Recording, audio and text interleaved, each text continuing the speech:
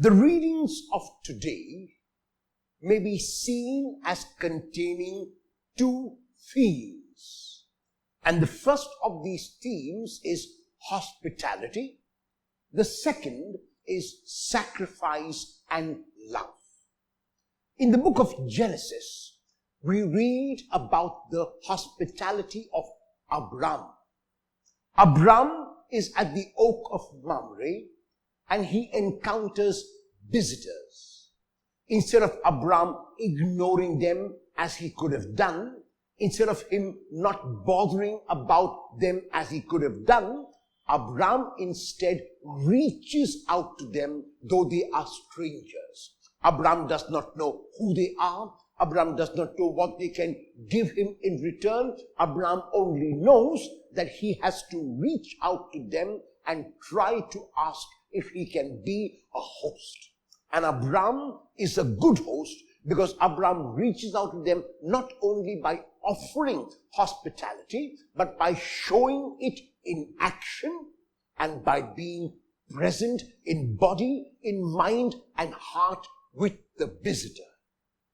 Abram is rewarded because the visitor who enjoyed the hospitality promises that his wife Sarah, who is without child, his wife Sarah, who is barren, will have a child when the visitor comes next year. And this promise was made true because Abram, who was childless, Abram, who was landless, became not only the father of multitudes when his name was changed to Abraham, because this is what Abraham means, the father of a multitude. Abram also was given land much, much further than his eye could see. The reason was Abram's faith. The reason was Abram's hospitality. The reason was Abram's reaching out to visitors who were strangers and who became his friends. In the second reading of today to the Colossians, Paul speaks about his own sacrifice and the sacrifice of the Lord. His own sacrifice is so that he could communicate the message given to him directly by God.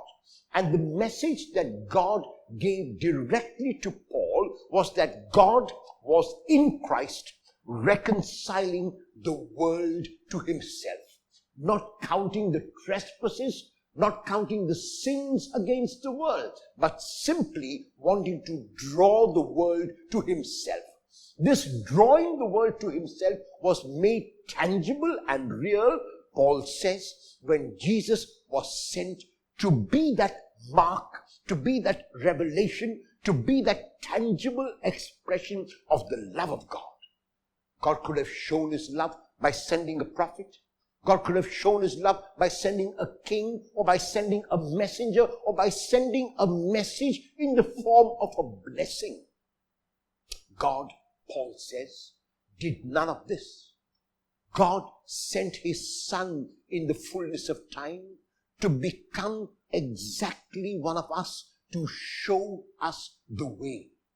In his becoming a human, in his staying human, Jesus showed us that we are limitless, that there is nothing which holds us back, that there is nothing that can put a restriction on his love for us, and that the love that we must have for others. In the gospel of today, we speak of hospitality of two kinds.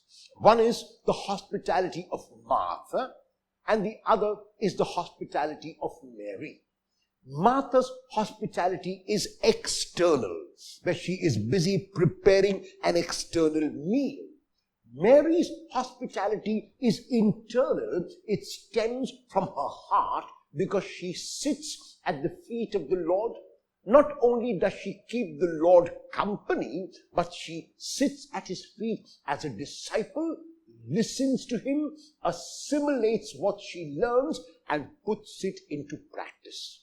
Two kinds of hospitality, Martha, an external one, which may be efficient, but is not efficacious, because her hospitality is not to focus on the host who is Jesus, but to focus on her sister.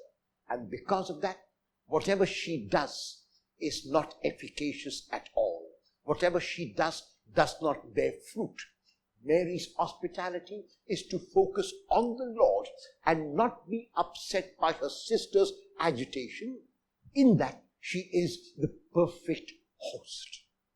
And so the message of the gospel text of today and the readings of today to each one of us is to be at the feet of the Lord, to sit down and to focus on what we are doing.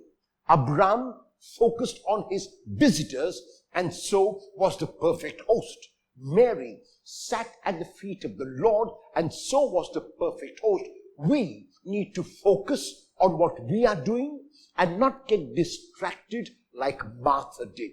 If we do that, then our work will be not only efficient, it will also be efficacious. The second point which the readings make is to remind us that we are loved unconditionally by God, and the sign, the symbol of that love will always remain Jesus. If I share the love I have received, if I am that attentive host, then Jesus lives again and again, and he becomes host and guest and Lord in one.